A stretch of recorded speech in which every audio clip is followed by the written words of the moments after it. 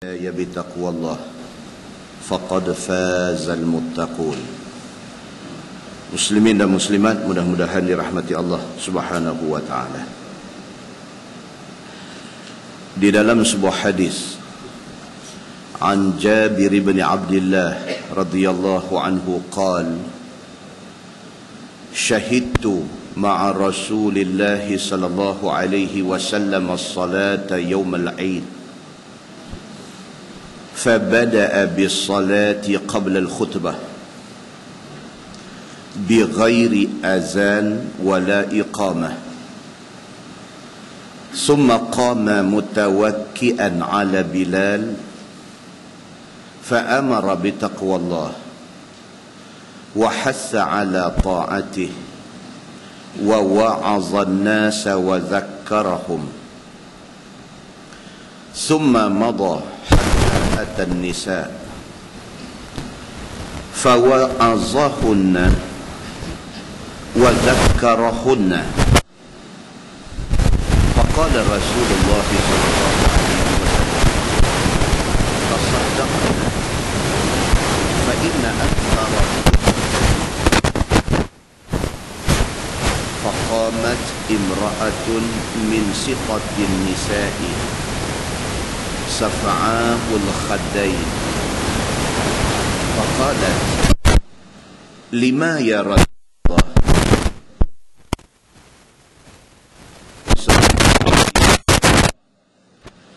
لأن كنا تكثرن الشكاه وتكفرن العشير قال فجعلنا يتصدقن من حليهن يلقين في ثوب بلال من أقرطتهن وخواتمهن أو كما قال. Hadis sahih riwayat Imam Muslim daripada Jabir bin Abdullah radhiyallahu anhu. Dan Jabir ni dia salah seorang daripada sahabat Nabi yang riwayat dia sangat detail tentang haji Nabi SAW. Pasal Jabir semasa Nabi SAW buat haji, kerja dia tuntun unta Nabi. Jadi dia tak jauh dengan Nabi.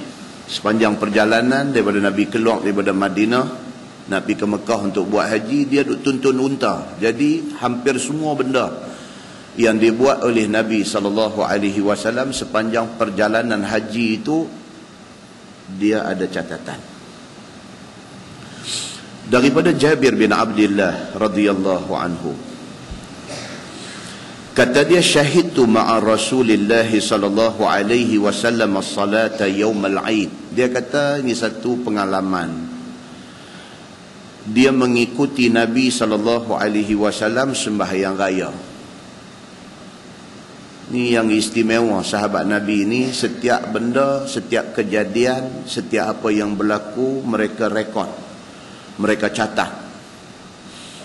Selain daripada dia banyak mencatat tentang haji Nabi SAW, dia juga dalam hadis yang kita baca malam ni, dia mencatatkan sembahyang raya dia dengan Nabi SAW. Kata Jabir, fabada'a bis-salati qabla al-khutbah. Sembahyang raya Nabi SAW sembahyang dulu baru khutbah. Kan? Terus sembahyang jemaat, khutbah dulu baru sembahyang. Sembahyang raya sembahyang dulu baru khutbah. Oleh kerana buat setahun dua kali, kadang-kadang kawan dia lupa. Dia main-main, dia kata mujung baru duk khutbah. Dia kata, kan? Setahun dua kali sembahyang. Dia dah terlambat. Dia main-main, dia kata mujung. Pasal lagu lambat dah, tapi baru khutbah.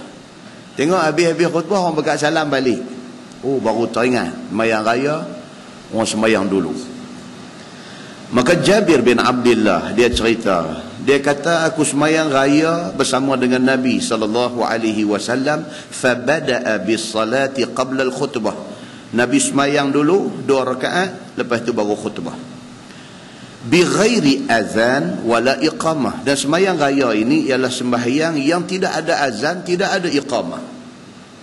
Kan? Jadi Bilal yang pergi buat latah, dia tak biasa diberi tugas untuk mengendalikan sembahyang raya. Dia Bilal kan, bila dah nak sembahyang dia pegang-pegang mikrofon, Allahu Akbar, Allahu Akbar, cantik kan. Jangan. Pasal apa? Pasal sembahyang raya tidak ada azan, tidak ada iqamah. Summa qama mutawakkian 'ala al-Bilal. Bila dah habis sembahyang, Nabi bangkit untuk nak khutbah. Nabi bangkit dalam keadaan mutawakkian, bersandar. 'Ala Bilal. Nabi bangkit berdiri nak bagi khutbah itu keadaannya bersandar ke Bilal. Satu riwayat dia kata bersandar ke tangan Bilal. Mana Bilal ada tepi, Nabi masuk khutbah tu. Begitu. Fa amara bi taqwallah. Ini standard. Dalam apa khutbah sekalipun, sama ada khutbah jemaat ataupun khutbah raya ataupun khutbah nikah, wali sebelum dia hand over anak dia kepada hak nak jadi menantu dia, satu short briefing ataupun dipanggil khutbah nikah. Sebagai wali, sebagai bapa, bagi satu short briefing. Dalam short briefing dia tu, nombor satu kena sebut ittaqullah. Bertakwa kepada Allah. Macam mana orang nak khutbah bangkit berdiri, lepas bagi salam, alhamdulillah, alhamdulillahil qail, ya ayyuhalladzina amanu taqullaha haqqa tuqatih, apa semua dia kena sebut ittaqullah. Perkataan itu sangat important, sangat penting dalam apa keadaan sekalipun. Nabi SAW memulakan khutbah dia bitaqwallah, menyeru orang supaya takwa kepada Allah. Wa hassa ala ta'atih, dan Nabi menggalakkan orang hak ada ni supaya taat Allah. Wahasa maksudnya encourage. Nabi encourage, suruh orang ada ni, mai kita pakat-pakat tambah lagi ketaatan kita kepada Allah. Wa wa'azan nasa wa zakkarahum, dan Nabi bagi nasihat kepada orang hak mai, wa zakkarahum, dan Nabi peringat. Beza di antara nasihat dengan peringat. Nasihat just satu advice. Peringatan, tazkirah, wa zakkarahum, peringatan ni dia keras sikit, dia warning sikit. Nasihat just habang saja, tapi peringatan dia tekan sikit. Summa madha hatta atan nisa. Habis bahagian itu, Nabi pindah ke bahagian untuk wanita. Jadi sama macam kita hari ini, kalau kita nak prepare satu teks khutbah, teks khutbah yang kita nak prepare tu mestilah relevan dengan audiens yang ada. Orang yang nak prepare teks khutbah, orang yang nak bagi public speaking, orang yang nak bercakap di depan orang ini, dia kena, Nabi kata, khatibin nas ala qadri uqulihim. Kita bercakap ke manusia berdasarkan kadar pemikiran orang yang ada depan kita. Oleh kerana sembahyang raya, dalam khutbah raya itu Nabi masukkan untuk bahagian orang perempuan. Kerana apa? Kerana dalam sembahyang raya orang perempuan ada. Maka bahagian habuan orang perempuan tu ada dalam khutbah Nabi SAW. So kita pun sama, bila kita nak prepare apa-apa, kena bayangkan crowd yang mai, audiens yang ada ni daripada latar belakang yang macam mana, apa input yang sesuai untuk grup ni, apa input yang sesuai untuk grup ni.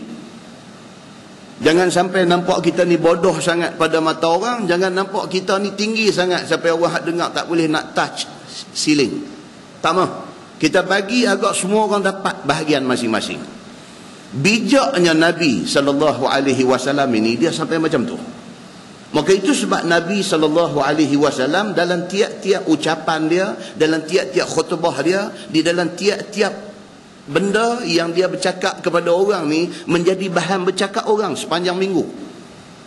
Bila orang cakap, orang dengar apa yang Nabi cakap, seminggu orang duk bahas balik apa yang Nabi cakap itu. Pasal apa? Tidak ada benda yang Nabi cakap yang puput angin begitu sahaja, melainkan semua benda yang Nabi cakap itu penting belaka. Ini bijaknya Nabi SAW. Maka Jabir bin Abdullah cerita benda ni. Jabir kata, aku semayang sama dengan Nabi SAW. Sembahyang itu sembahyang raya. Nabi SAW semayang dulu baru khutbah. Dalam khutbah Nabi SAW itu, Nabi suruh manusia supaya bertakwa kepada Allah. Nabi ajak orang supaya pakat-pakat melipat gandakan ketaatan kepada Allah. Nabi bagi nasihat, Nabi bagi peringatan. Habis, Nabi bagi dekat orang perempuan. Kata dia, fawaza'ahunna wa zakkarahunna. Maka Nabi bagi nasihat untuk perempuan saja. Dan Nabi bagi nasihat ini khusus, peringatan ini khusus kepada perempuan saja. Faqala Rasulullah sallallahu alaihi wasallam. Nabi bersabda untuk orang perempuan. Nabi kata, tasaddaqna. Nabi kata, aku anjurkan hampa semua supaya rajin bersedekah. Nabi kata. Nabi suruh orang perempuan ni rajinkan bersedekah. Fa inna aktsarakunna hatabu jahannam. Nabi kata, kerana kebanyakan kamu, Nabi kata, wahai orang perempuan, hatabu jahannam, akan jadi kayu api dalam neraka jahannam. Nabi kata lugu tu.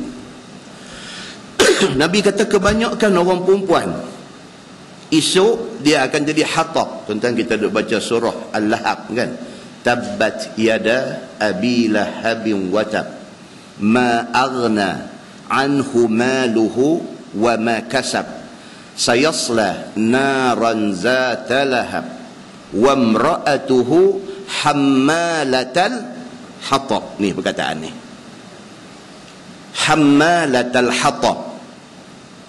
Bini Abu Jahal ni esok dia hammalah, dia kerja pikul hatab, kayu api. Untuk apa bini dia duk pikul kayu api ni? Nak pi bakar laki dia. Tu dia. Kerana bersekongkolnya depa ni lawan Nabi sallallahu alaihi wasallam. Laki dengan bini sama naik nak memusnahkan Nabi. Maka hari akhirat esok, dua-dua dalam neraka. Laki kena bakar, bini tolong bawa kayu api, pi semarakkan lagi api yang membakar laki dia dan dia sendiri. Dalam hadis yang kita baca ni, lagi sekali Nabi kata, fa inna aktsarakunna hatabu jahannam. Kerana kebanyakan wanita esok dia akan jadi kayu api untuk neraka jahannam. Faqamat imra'atun min sitatin nisa. Bangkit satu orang perempuan yang agak terkenal dalam masyarakat itu. Dia dengar Nabi cakap macam tu, dia rasa tak sedap hati. Dia berasa tak syok. Dia berasa apa pasal orang perempuan pergi kena macam ni. Bangkit dia ni, imra'atun min sitatin nisa safa'ul khaddaini. Bangkit dalam keadaan muka ni pucat. Antara takut, antara terkejut dengan apa yang Nabi kata. Bangkit dalam keadaan khaddain, dalam keadaan pucat muka ni. Faqala, dia kata kepada Nabi SAW, lima ya Rasulullah. Dia bangkit tanya, tak boleh tahan dah. Bangkit dia kata, pasal apa ya Rasulullah? Pasal apa yang orang perempuan pergi nak jadi lagu ni? Pasal apa kami esok nak jadi kayu api yang membakar, yang menyemarakkan api neraka jahannam? Pasal apa? Qala Rasulullah sallallahu alaihi wasallam, Nabi kata, li'anna kunna tuksirna syakah wa takfurna al-ashir. Nabi kata orang perempuan nikah dia itu saja. Apa dia? Yang pertama, tuksirna syakah. Orang perempuan ni dia mengeluh banyak. Susah sikit mengeluh, risau sikit mengeluh. Orang perempuan sifat dia keluh kesah. Suruh anak baca buku, anak tak baca buku, dia jadi raplah sampai tak masak makan hari itu. Dia keluh kesah. Benda kecil, orang lelaki-lelaki kita tak apalah, nanti kita tak, dia tak boleh, dia raplah. Orang perempuan ni Nabi kata, li'anna kunna tuksirna syakah. Dia keluh kesah, dia teruk sangat. Benda small matter bagi dia macam mana nak kiamat dunia. Orang perempuan dia jadi macam tu. Nabi kata, watakfurnal ashir. Lagi satu masalah orang perempuan ni apa? Dia engkar kebaikan suami. Dia apa baik suami dia ni, dia tak sebut. Hak tak elok tu dia duk highlight. Kebaikan suami ni bukan sikit yang dok ada. Kebaikan suami daripada mula menikah dulu sampai hari ni dah 30 tahun, dah 40 tahun menikah, bukan sikit kebaikan suami dia. Dia tak sebut. Dia duk sebut hak satu dua ni, hak sikit-sikit ni. Dia sebut ni kadang-kadang sampai depan anak-anak dia sebut, ayam muka laki jatuh depan anak. Dia tak hati nak jaga ayam muka suami dia. Ini masalah orang perempuan, Nabi kata. Maka wahai orang perempuan, Nabi kata janganlah hampa banyak mengeluh dan jangan kamu jadi orang yang banyak mengingkari kebaikan suami.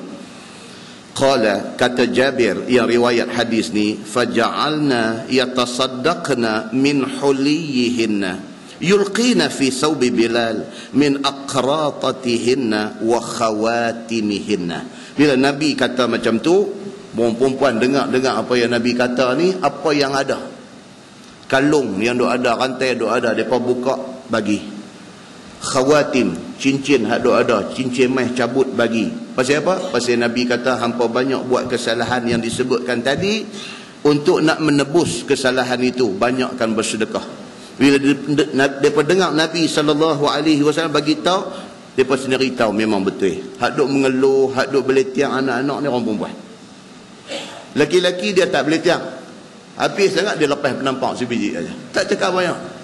Itu macamnya gentleman, dengar mak duk pek, anak duk lawan cakap apa-apa, dia buat tak tahu apa, mesti pang bagi sekali ya, dia masuk tidur. Orang perempuan ni dia pupek tu yang tu kalau patut padan tak apa, dia berlebih-lebih. Bila berlebih-lebih ni dia spoil. Apa benda pun jangan lebih-lebih. Lepas tu lagi satu apa dia suka duk condemn laki dia. Laki dia ni yang ni tak bagus. Bila Nabi sebut benda ni, orang perempuan sendiri dengar, depa very positif. Depa tak marah dekat Nabi. Depa very positif. Depa dengar Nabi kata, depa fikir balik, betul juga apa yang Nabi kata. Memang betul kita macam tu. So cerita lah ni bukan nak lawan Nabi, tapi cerita nak tebus dosa kita. Maka kata Nabi sallallahu alaihi, kata Jabir radhiyallahu anhu, faja'alna yatasaddaqna min huliyihinna. Depa pun mula barang-barang kemas hak ada pakai duk cabut bagi. Yulqina fi saubi Bilal. Bilal sudah hampak satu helai kain serban dia, dan derma depa bubuh atas kain serban Bilal itu. Dan semua itu menjadi penebus kepada dosa-dosa yang mereka buat. Muslimin dan muslimat yang dirahmati Allah sekalian, hadis itu hadis sahih riwayat Imam Muslim. Ini hadis ni cerita apa? Orang perempuan punya kelemahan. Laki-laki pun ada. Kadang orang perempuan ni tak puas hati daripada dengar lagu ni, awak selalu kami aja orang perempuan aja, awak orang lelaki ni bagus sangat dia dulu tu pula. Orang lelaki ni bagus semua ke? Dah hak kepiah longgang ni pun ramai dah ada. Hak kepiah longgang ni pun ramai dah ada. Hak baran tak entu punca di rumah ni pun ada. Balik jamu nasi lambat sikit tendang meja pun ada. Tapi tak sampai lagi hadis tu. Esok-esok kita baca. Begitu. Dalam sebuah hadis lain riwayat daripada Abi Sa'labah Al-Khushani radhiyallahu anhu. Kata dia, qala Rasulullah sallallahu alaihi wasallam, inna ahabbakum ilayya wa aqrabakum minni fil akhirah mahasinukum akhlaqan, wa inna abghadakum ilayya wa ab'adakum minni fil akhirah masawikum akhlaqan. As-sarsarun al-mutafayhiqun al-mutashaddiqun, atau kama qala, hadis sahih riwayat Imam Ahmad daripada Abu Sa'labah Al-Khushani. Dan kita ni lama dah dengar ceramah agama, kuliah pengajian, bila dengar nama Sa'labah ni kita ingat siapa? Kita ingat, ada satu cerita sahabat Nabi nama Sa'labah, konon-kononnya dia ni hidup susah miskin melarat. Konon-kononnya dia ni apa pun tak ada, sampailah dia ni ada kain sepasang tu aja yang kita pernah dengar. Ada kain sepasang tu aja, kalau basuh kain tu dia duduk dalam rumah tak keluar, kerana tak ada kain yang kedua. Sehinggalah satu hari jumpa Nabi, pergi mengadu susah dia kepada Nabi. Nabi kata kat dia apa? Aku boleh doa pada Allah untuk diberikan rezeki lebih kepada hang, tapi lebih rezeki ni membawa fitnah pada hang. Itu cerita yang kita duduk dengar lama dah, dan banyak kali dengar. Kononnya Nabi pun doa kepada dia, dan lepas tu Nabi bagi kat dia kambing 2 ekor jantan betina. Daripada 2 ekor tu membiak sampai dia jadi saudagar kambing. Sampai dia jadi kaya raya, dan kononnya dengan kerana kaya mengejut ni dia tak keluar zakat. Kononnya turun ayat perintah zakat ni kerana dia, kononnya. Dan kononnya bila orang pergi habaq dekat dia pun berasa menyesal. Nabi pun dah wafat, dia pergi jumpa Abu Bakar nak bayar zakat, Nabi tak mau.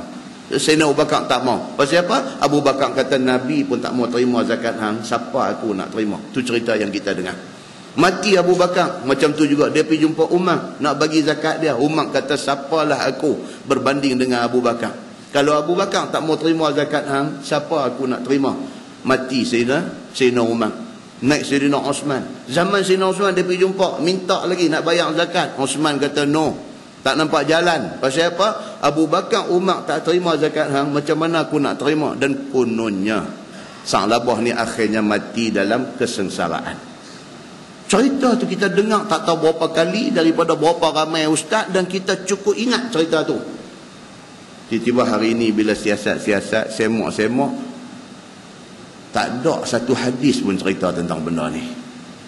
Nampak tuan-tuan? Dahsyatnya yang dikatakan benda-benda maudhu' ni. Dahsyat.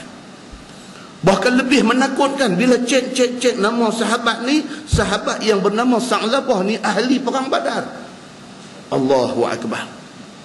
Habis Sa'labah mana ni yang kita duk cerita kata tak mau bayar zakat sampai mati zaman Sayyidina Osman sengsara mati ni. Sa'labah mana? Tak tahu. Tapi cerita tu kita dengar sangat dah. Istighfar kita banyak-banyak, astagfirullahalazim. Kalau kita yang pernah cerita, astagfirullahalazim, aku dulu cerita tanpa menyiasat asal usul kebenaran cerita ini. Bagi orang yang mendengar cerita, bila dengar pula yang barunya, tak ada pun cerita tentang sahabat yang nama Sa'labah tak mau bayar zakat, yang kesudahan hidup macam ni, tak ada pun. Kita anggap kata yang kita dengar ni hanyalah hikayat 1001 malam. Jangan dipanjangkan lagi cerita yang tidak ada asal usul ini. Cukup di situ sahaja. Nampak tuan-tuan? Itu di antara contoh kepada banyak contoh cerita yang pelik-pelik yang kita dengar dalam masyarakat yang tidak ada sabit daripada hadis Nabi sallallahu alaihi wasallam. Baik, yang ni dia nak main cerita satu sahabat yang bernama Abu Sa'labah. Abu Sa'labah Al-Khushani, dia kata Nabi sallallahu alaihi wasallam bersabda. Nabi kata, "Inna ahabbakum ilayya wa aqrabakum minni fil akhirah mahasinukum akhlaqan." Nabi sallallahu alaihi wasallam kata, orang yang aku cukup sayang. Nabi kata, orang yang aku cukup sayang, wa aqrabakum, dan orang yang hari akhirat esok dekat dengan aku. Tuan-tuan, di padang mahsyar esok kita duduk tak jauh dengan Nabi. Siapa dia orang ni? Nabi kata, mahasinukum akhlaqan, orang yang akhlak dia cantik. Dia ni masa di atas dunia, sebut nama dia, orang tahu ni orang bagus. Dia ni sebut nama dia, orang tahu kata ini orang dihormati. Pasal apa? Pasal peribadinya mulia. Nabi kata orang yang selama hidup di atas dunia akhlak baik, peribadi mulia, dihormati, respected person. Bukan kerana harta dia, bukan kerana pangkat dia, bukan kerana terkenal dia, tapi kerana baik dia, dia dihormati. Kalau orang ni masa di atas dunia dia macam tu, Nabi kata akhirat esok dia orang paling aku sayang, dekat dengan aku di hari akhirat esok. Nabi kata lagi, wa inna abghadakum ilayya wa ab'adakum minni fil akhirah masawikum akhlaqan. Nabi kata orang yang aku benci, orang yang aku tak suka, orang yang di hari akhirat esok jangan main dekat dengan aku. Siapa dia? Orang yang perangai huduh masa di atas dunia, akhlaknya keji masa di atas dunia. Sebut nama dia, orang tinggal tak ludah aja. Dia ni satu orang yang jahat di atas dunia. Nabi kata siapa dia orang yang jahat ini? Satu, Nabi kata as-sarsarun. Orang yang jahat ini yang pertamanya sarsar. Fa alif ra, fa alif ra. Sarsar. Kalau dalam bahasa kita ni, orang yang talkative, banyak bercakap, tetapi cakap dia nonsense. Ini dia panggil sarsar dalam bahasa Arab.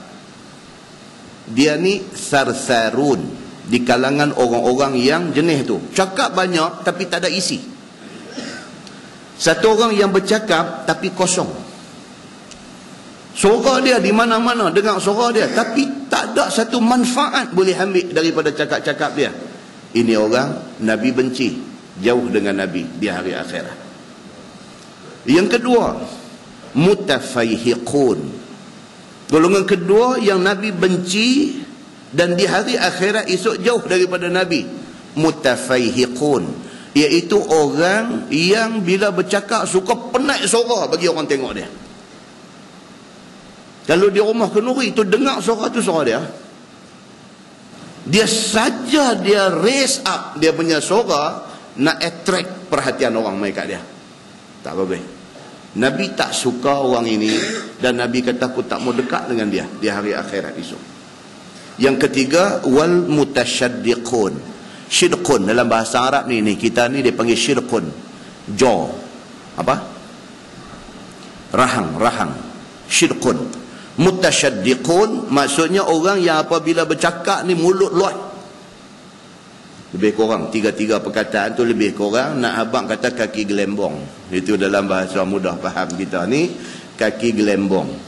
Cakap kosong, cakap suara deras dan bercakap dengan mulut, ini kaki gelembong. Ataupun dalam bahasa Tanjung dia kata kaki bom. Kaki bom ni kira cakap meletup bumbam tapi tak ada apa, tak ada orang mati seorang pun, meletup saja. Nabi kata ini orang akhlak tak baik, aku tak suka dia dan tak mau dekat dengan aku di hari akhirat esok. Muslimin dan muslimat yang dirahmati Allah sekalian, dalam sebuah hadis riwayat daripada Aisyah radhiyallahu anha, kata dia, inna Rasulullah sallallahu alaihi wasallam qala ma min yawmin akthara min an yu'tiqa Allah fihi 'abdan minan nar min yawmi Arafah wa innahu la yadnu thumma yubahi bihimul malaikah fayaqulu Allah ma arada haula, atau kama qala, hadis sahih riwayat Imam Muslim. Tadi kita dah cerita dah, Nabi bagi khutbah raya. Dalam khutbah Nabi bagi nasihat, Nabi bagi tazkirah dan peringatan.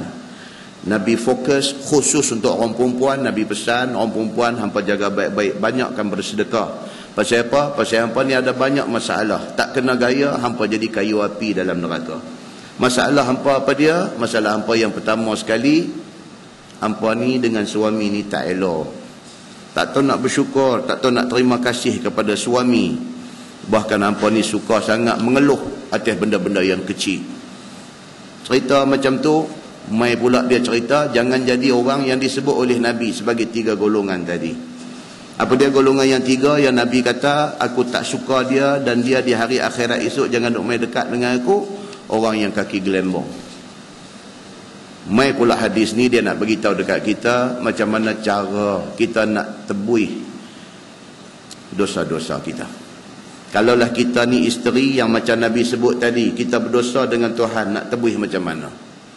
Kalau kita ni laki-laki yang jenis bom, yang jenis gelembong ni, kita nak tebus macam mana? Hadis daripada Aisyah radhiyallahu anha, dia kata inna Rasulullah sallallahu alaihi wasallam qala, Nabi sallallahu alaihi wasallam bersabda, Nabi kata ma min yaumin aksara min an yu'tiqa Allah fihi 'abdan minan nar. Ada satu hari yang Allah Subhanahu wa taala membebaskan begitu ramai hamba dia daripada neraka. Dan dunia pun ambil pakai juga format Tuhan ni. Tuhan dia ada sempena, dia ada hari-hari dia, yang hari istimewa itu dijadikan hari Allah mengisytiharkan berapa ramai hamba dia lepas daripada neraka. Satu manusia yang dah tertulis dia ni nak masuk neraka, atas beberapa sebab yang dia buat, Allah iris nama dia daripada ahli neraka, bebaskan dia daripada neraka, dia pergi ke syurga. Di antara hari yang Allah nak bagi pardon dalam bahasa kita hari ini. Di negeri orang putih pun ada kuasa eksekutif yang ada pada presiden negara-negara yang tertentu, dia boleh bagi pardon, bagi pengampunan kepada orang yang bersalah di dalam negeri dia. Di Malaysia pun ada pardon ni, yang di Pertuan Agong sempena dengan keputeraan dia 2006 ke apa, dia boleh bagi pardon kepada senarai yang dipersembahkan kepada dia. Allah Subhanahu wa taala lebih lagi. Allah Subhanahu wa taala maliki yaumiddin. Dia pemilik, dia raja hari akhirat. Maka atas kapasiti Allah Subhanahu wa taala sebagai maliki yaumiddin, raja yang memiliki hari akhirat, Allah boleh memberi pengampunan kepada mana-mana hamba yang dia mahu. Hadis yang kita baca ni hadis sahih riwayat Imam Muslim ni, Nabi kata apa? Ma min yaumin aksara min an yu'tiqallahu fihi 'abdan minan nar. Tidak ada satu hari yang pada hari itu Allah membebaskan begitu ramai hamba dia daripada neraka. Min yaumi Arafah, daripada hari Arafah. Dalam 360 hari lebih setahun ni, hari Arafah itu dijadikan sebagai satu hari yang Allah membebaskan begitu ramai hamba dia daripada masuk neraka. Bila tuan-tuan hari Arafah ni bila? Esok hari Arafah ni. Bila hari Allah nak bagi pengampunan pada orang berdosa ni? Bila? Esok hari dia. Nabi SAW bagi tahu, dia kata itulah hari Allah pilih untuk bagi pengampunan kepada begitu ramai hamba dia. Bila? Yaum Arafah, hari Arafah. Wa innahu layadnu. Nabi kata pada hari Arafah Allah turun mendekati orang-orang yang wukuf di Arafah ni. Esok tuan-tuan kita buka Astro, rancangan apa nama? Haji mereka ni. Tuan-tuan tengok sendiri macam mana orang Arab hak janggut jenuh ni, yang faham benda ni. Mereka duduk di padang Arafah ni teriak tuan-tuan, menangis, teriak sampai basah, hatta tuballa lihyatuh, sehingga basah lecun janggut ni. Teriak pasal apa? Pasal dia faham hadis ni. Dia nak supaya nama dia masuk salah seorang daripada yang dapat pengampunan tu. Menangis mereka ni. Lebih-lebih lagi bila? Menjelang maghrib. Nabi SAW duduk di padang Arafah ni menjelang maghrib. Wukuf start bila? Wukuf Zuhur. Masuk Zuhur itu start waktu wukuf. Nabi berada di Arafah sampailah kepada maghrib. Nak masuk ke maghrib tu, Nabi angkat tangan minta doa kepada Allah ni. Sahabat kata apa? Nampak putih ketiak Nabi SAW. Bersungguh-sungguh Nabi minta doa kepada Allah Subhanahu wa taala. Sehinggalah masuk maghrib. Bila masuk maghrib, Nabi tak semayang maghrib di Arafah. Nabi bergerak ke Muzdalifah. Bila sampai di Muzdalifah, Nabi jamakkan maghrib dengan Isyak di Muzdalifah. Kita hak ada di sini, kita mengambil keberkatan hari Arafah ni. Arafah itu hari berkat, disepakati oleh ulama. Kita mengambil keberkatan hari Arafah ni dengan buat apa esok? Puasa. Sekali lagi kita baca hadis dia. Sekali kita baca hadis yang tuntutan puasa hari Arafah ini.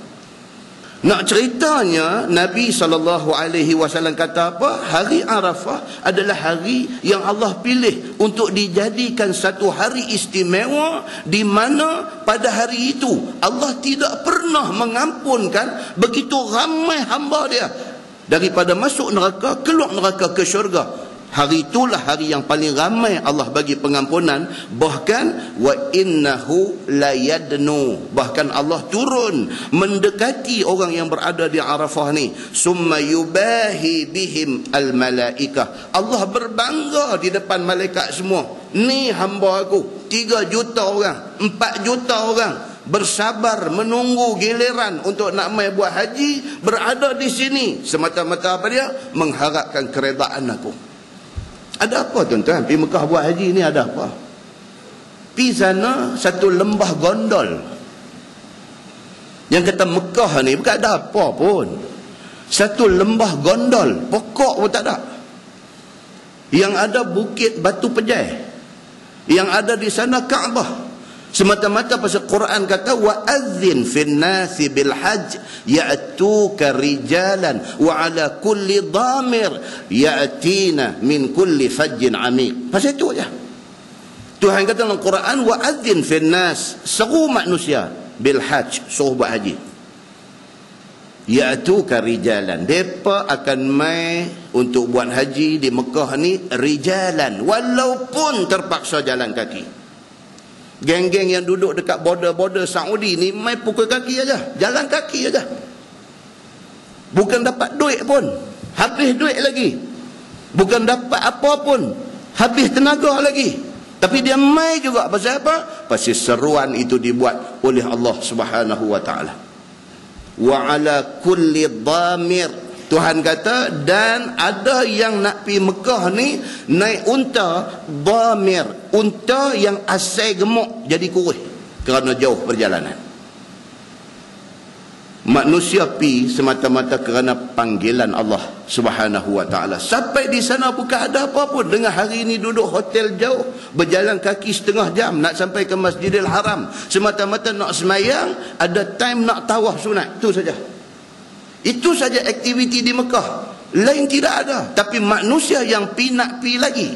Manusia yang pi nak ulang lagi. Manusia yang dah buat haji nak buat haji lagi. Manusia yang dah buat haji nak buat umrah lagi. Manusia yang dah buat umrah 5 kali nak buat 5 kali lagi. Pasal apa? Pasal nak mencari keredaan Allah Subhanahu wa taala. Itu saja. Kesusahan, kepayahan, habis duit dan sebagainya, manusia nak pi. Cerita dia yang tu. Maka Allah bangga dengan orang macam ni. Summa yubahi bihim al-malaikah. Allah turun mai dekat dengan orang yang wukuf di Arafah. Allah berbangga dengan orang yang mai buat haji ni. Di depan semua malaikat dia hak ada ni. Fayaqulullah. Tuhan kata apa? Ma arada haula. Tuhan kata depa ni yang mai duk tengah panas, yang mai duk berimpit-rimpit nak masuk pancong susah ni, ma arada haula, depa mau apa? Tuhan tanya. Maksud hadis tu apa dia? Tuhan kata depa mau apa? Aku nak bagi. Itu maksud dia. Minta, aku akan bagi. It's a matter of time. Aku nak bagi cepat atau aku nak bagi lambat. Tapi apa dia minta aku bagi? Kalau aku tak bagi atas dunia, akhirat aku bagi. Muslimin dan muslimat yang dirahmati Allah sekalian, itu yang dikatakan kelebihan Yom Arafah, hari Arafah esok. Dalam sebuah hadis riwayat daripada Abi Qatadah radhiyallahu anhu, qala Rasulullah sallallahu alaihi wasallam, siyam yaum Arafah ahtasibu 'ala Allah an yukaffira as-sanata allati qablah was-sanata allati ba'dah. Atau kama qala, hadis sahih riwayat Imam Muslim daripada Abi Qatadah radhiyallahu an. Dia kata Nabi sallallahu alaihi wasallam bersabda, sabda Nabi, siyam yaumi Arafah, puasa hari Arafah esok. Maknanya siapa memilih untuk nak puasa sunat esok, puasa sunat hari Arafah, ahtasibu 'ala Allah. Nabi kata aku minta kepada Allah, aku mohon kepada Allah, siapa yang buat puasa pada hari Arafah ni, an yukaffira sanata allati qablah, supaya diampunkan dosa dia setahun lepas. Dalam syarah kepada hadis Muslim ini, dia kata apa? Dia kata maksudnya genap setahun. 360 hari itu full. Dalam tempoh itu, kalau sekiranya dia ada buat dosa kecil, Nabi SAW kata ahtasibu 'ala Allah, aku mohon kepada Allah supaya siapa yang buat puasa pada hari Arafah, setahun dosa kecil dia yang sebelum ni diampunkan. Nabi tolong minta dekat Allah. Wassanata allati ba'dah, dan setahun ke depan kalau dia ada dosa kecil, ampunkan dia. Tuan-tuan, macam tu punya power hadis. Kalau esok tak puasa juga, oh, karut betul kita ni. Kalau esok tak puasa juga, karut betul kita ni. Kan kita